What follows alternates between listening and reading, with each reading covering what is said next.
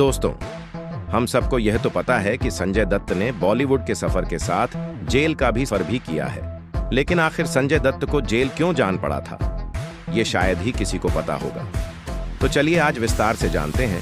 उससे पहले चैनल पर नए हैं तो चैनल को सब्सक्राइब करें और वीडियो को लाइक करें। साल 1993 में 12 मार्च को मुंबई में सिलसिलेवार बम धमाके हुए थे।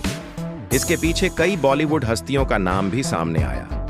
संजय दत्त को अब्बू सलेम और रियाज सिद्दीकी से अवैध बंदूकों की डिलीवरी लेने, उन्हें रखने और फिर नष्ट करने का दोषी माना गया था।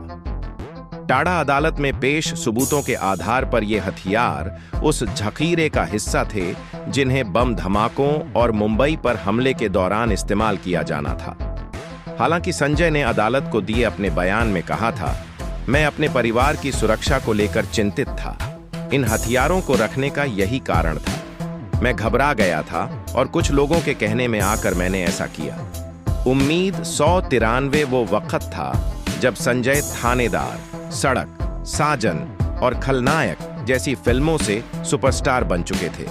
संजय दत्त को पहले से उम्मीद 193 अप्रैल में गिरफ्तार किया गया और फिर सुप्रीम कोर्ट ने उन्हें 1995 में बेल पर रिहा किया, लेकिन 2 ही महीने बाद दिसंबर 1995 में उन्हें फिर गिरफ्तार कर लिया गया। उनके पिता सुनील दत्त के उनकी रिहाई की बहुत कोशिश की। कई और जाने माने लोगों ने, जिनमें समाजवादी पार्टी नेता अमर सिंह, शिवसेना सुप्रीमो बाल ठाकरे और कई बॉलीवुड नेताओं ने उनके पक्ष में बयान दिए। बहरहाल लंबी कानूनी जद्दोजहद के बाद 1997 में उन्हें फिर जमानत मिली, लेकिन 2 साल का यह समय लंबा था और इस दौरान संजय ने करियर और पिता सुनील दत्त ने राजनीति में काफी कुछ खो दिया। संजय के केस की सुनवाई अब साल 2015 में होनी थी। साल 1997 से 2006 के बीच संजय ने कई बड़ी फिल्मों में काम किया। इनमें दुश्मन, वास्तव, कांटे, मुन्ना भाई MBBS और परिणीता जैसी फिल्मों ने उन्हें बॉलीवुड की पहली पंक्ति में पहुंचा दिया। 31 जुलाई 2007 को जब टाडा कोर्ट ने अभिनेता संजय दत्त को 6 साल की सजा सुनाई, तो उन्होंने परिवार की सुरक्षा के लिए हथियार रखने की दलील दी, लेकिन इसके बावजूद अदालत ने उन्हें दोषी करार दिया। इसके बाद संजय दत्त का जेल जाने और आने का ऐसा सफर शुरू हुआ जिसकी आलोचना सभी जगह हुई। 31 जुलाई को सजा सुनाए जाने के बाद संजय दत्त साल 2007 में 2 बार जेल से जमानत पर बाहर आए और वापस गए। यह सिलसिला तब थमा जब सुप्रीम कोर्ट ने उन्हें अंतरिम जमानत दे दी। साल 2007 वही समय है जब संजय की फिल्म लगे रहो मुन्ना भाई सुपरहिट हो गई थी और वो शूट आउट एट लोखंडवाला में एक ईमानदार ACP का किरदार निभा रहे थे।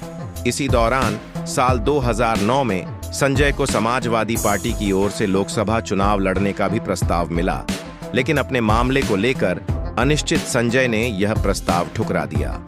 इसके बाद उनके फिल्मी करियर में भी एक फॉल आया। संजय की फिल्में लगातार फ्लॉप होने लगीं और फिर खराब फिल्मों से जूझते संजय दत्त को सुप्रीम कोर्ट ने भी दोषी करार दिया। साल 2013 को सुप्रीम कोर्ट ने टाडा अदालत के फैसले को सही ठहराते हुए संजय को 5 साल की सजा सुनाई। इसके बाद एक बयान में संजय ने कहा, जो भी सजा मिली है मैं उसे भुगतने को तैयार हूं। मैं कोई राजनेता नहीं हूं, लेकिन एक राजनीतिक परिवार से हूं, शायद इसीलिए निशाने पर हूं। संजय को दी गई इस सजा के खिलाफ बॉलीवुड के कई निर्माताओं ने अपील की बात भी रखी थी, क्योंकि उन पर कई करोड़ की फिल्मों का भविष्य टिका था। संजय के जेल जाने से विधु विनोद चोपड़ा, राजकुमार हिरानी की PK, KS रवि कुमार की पुलिसगिरी, रेंसिल डिसिल्वा की उंगली और अपूर्वा लाखिया की जंजीर जैसे फिल्म निर्माता निर्देशकों को भारी नुकसान होता। राजकुमार हिरानी ने कहा था, कानून सबसे ऊपर है, लेकिन इसका भी ख्याल रखा जाना चाहिए कि किसी फैसले से फिल्म निर्माताओं के पैसे खराब न हो या किसी तरह से इसकी भरपाई हो। हालांकि अदालत ने ऐसी किसी भी अपील को मान्यता नहीं दी और संजय दत्त को सरेंडर के लिए 1 महीने का समय दिया। इस दौरान संजय दत्त ने अपनी रुकी हुई फिल्मों की शूटिंग पूरी की। संजय जेल जाने के बाद भी विवादों में रहे। यह विवाद तब शुरू हुआ जब उन्होंने पैरोल पर बाहर आना शुरू किया। संजय दिसंबर 2014 को अपनी पत्नी मान्यता की खराब तबीयत की बात कहकर बाहर आए और फिर उनकी यह पैरोल 3 बार बढ़ाई गई।